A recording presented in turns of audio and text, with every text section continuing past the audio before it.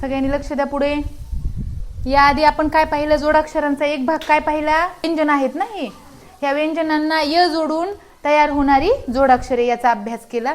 आता आपण बघा दोन्ही व्यंजन सारखे आहेत ना, कला क जोडायचंय म्हणजे व्यंजनाला त्याच व्यंजनाला तेच व्यंजन जोडायचंय, मग होणारा उच्चार आपल्याला पाहायचाय.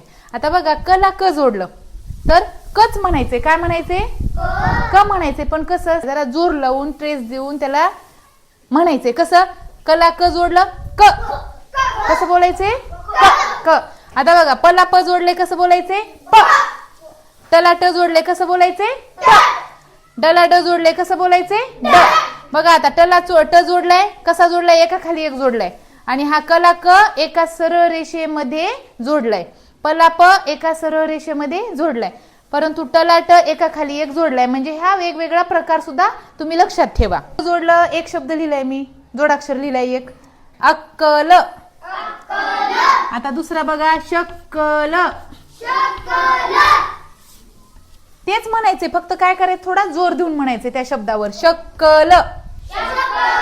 हा, आता बघा प जोडले, काय सांगा बरं पचा शब्द, गप्पा. ठीक आहे, गप्पा. बघा असं जोडायचं व्यवस्थित बरं का, पला प गप्पा. परत, अरे मी टप्पा लिहायले, बरं टप्पा. परत दुप्पट. छान. आता तुम्हाला हा प्रश्न पडला नाही का, की आता हे घट्ट, पट्टा, चट्टा हे असं जोडत नाहीत का मॅडम म्हणून? पडतोय का प्रश्न? हा नाही, समोरला नाही पडायला म्हणा प्रश्न. तुम्हाला पडतोय का? तर हे असं पण आपण लिहू शकतो बघा, असं त्याचं थोडस पाय मोडून, असं घट्ट, पट्टा. पण याची प्रॉपर लिहिण्याची पद्धत कशी आहे, अशी आहे, म्हणून आपण त्याला तसं लिहायचं. आलं का लक्षात?